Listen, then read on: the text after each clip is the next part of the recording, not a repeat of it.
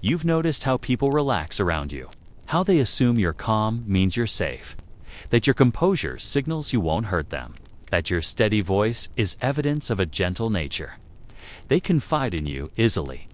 They lower their guard. They mistake your stillness for softness, your silence for peace.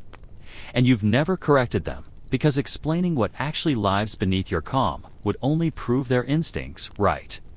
That the most dangerous people are often the ones who never raise their voice.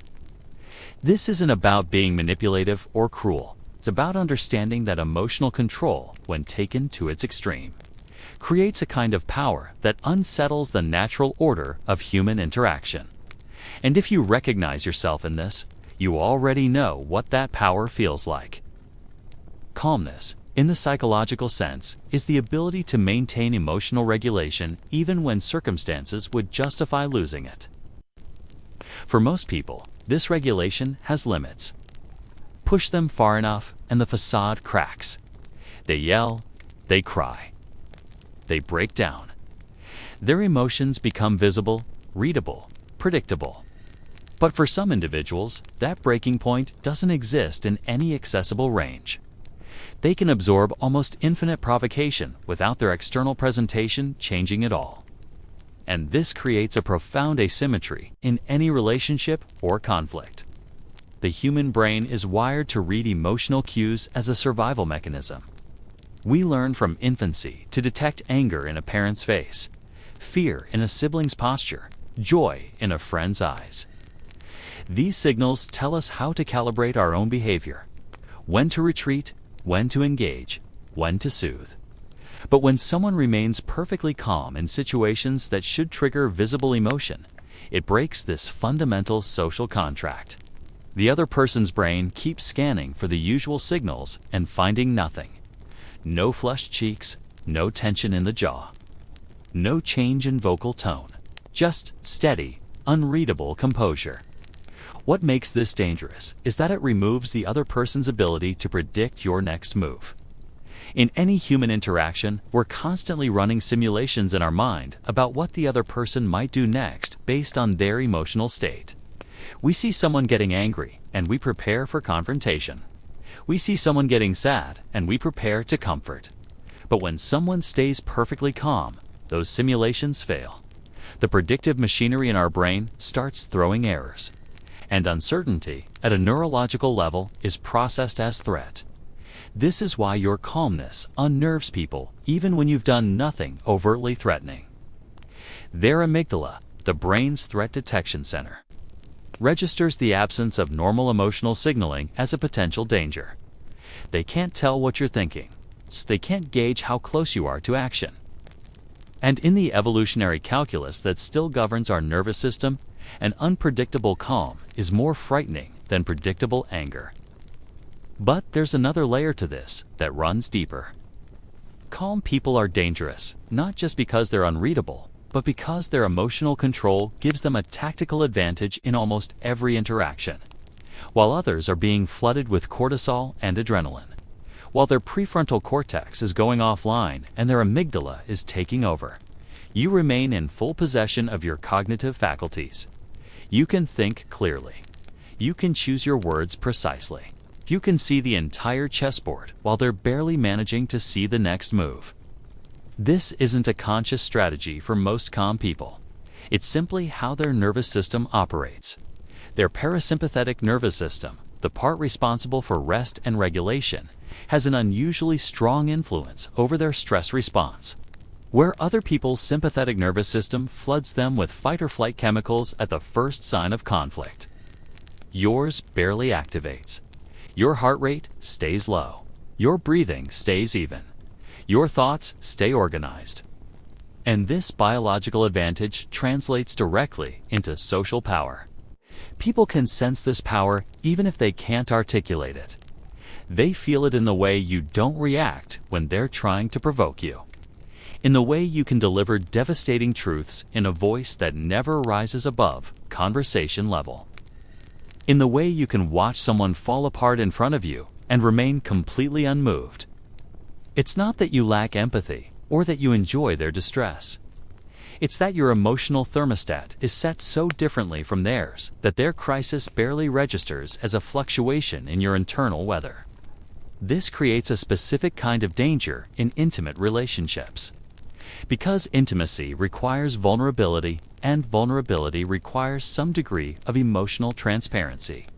When one person can remain perfectly composed while the other is emotionally exposed, it creates a power imbalance that can become quietly devastating. The calm person holds all the cards. They know exactly how the other person feels because those feelings are written all over their face, in their voice, in their body language. But the emotional person is navigating in the dark, never quite sure what's happening behind their partner's steady gaze. Over time, this imbalance can erode the other person's sense of reality.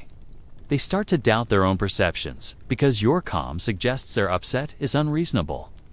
They begin to feel crazy for having strong emotions when yours are always so measured. They might even start to believe that their feelings are the problem, that if they could just be more like you, more controlled, more rational, the relationship would be better. But what they don't realize is that your calm isn't necessarily rational. It's just well defended.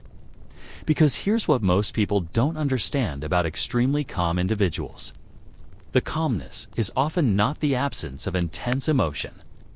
It's the presence of such rigid control that no emotion is allowed to reach the surface.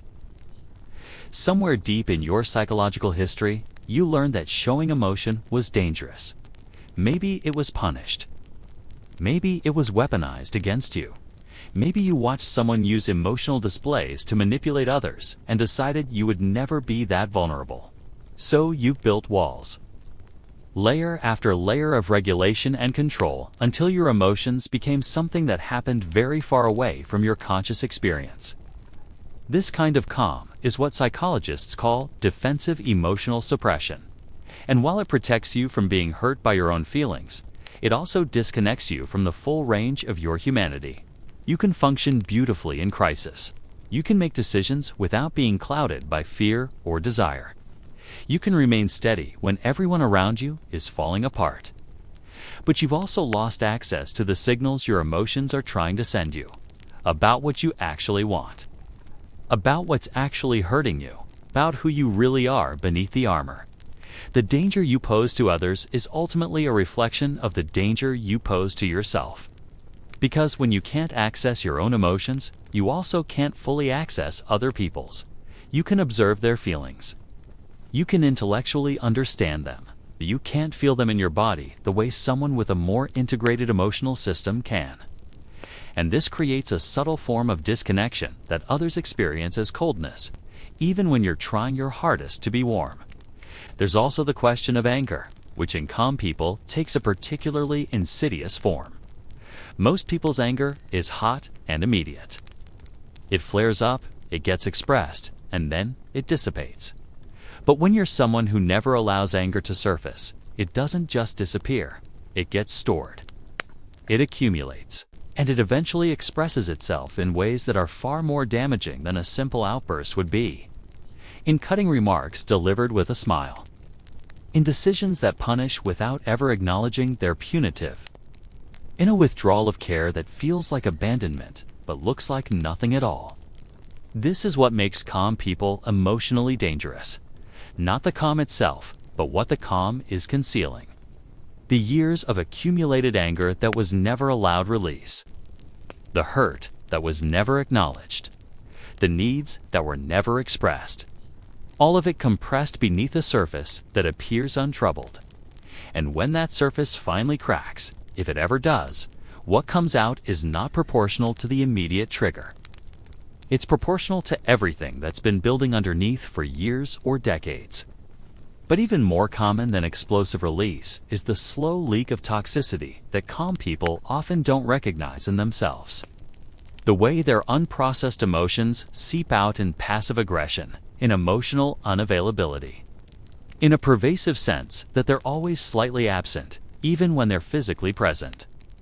The people who love them feel it. They describe feeling like they're always reaching for something they can't quite touch. Like there's a glass wall between them and the calm person that allows them to see each other, but never truly make contact. And the tragedy is that the calm person often doesn't know this is happening. They believe they're being present. They believe their control is a gift they're giving to others, sparing them from the burden of their emotions. They don't realize that what others actually need is not their composure, but their humanity.